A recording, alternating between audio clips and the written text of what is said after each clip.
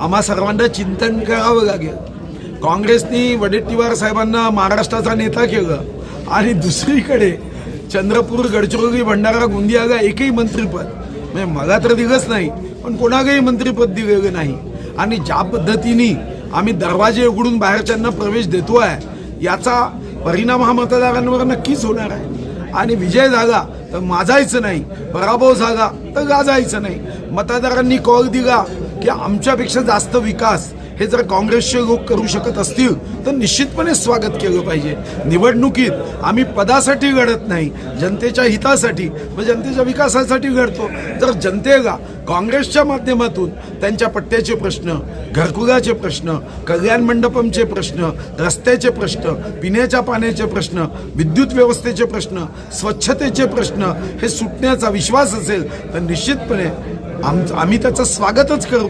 आणि मतदारांचं कल्याण जिथं आहे त्याला आमचा पाठिंबा आहे की आता त्यांनी काँग्रेसचे लोक त्यांचं उत्तम काम करत असल्याने त्यांच्या इच्छा पूर्ण होत असतील तर त्याच्या आड आम्ही विजयाचा हट्ट आम्ही कधीच धरणार.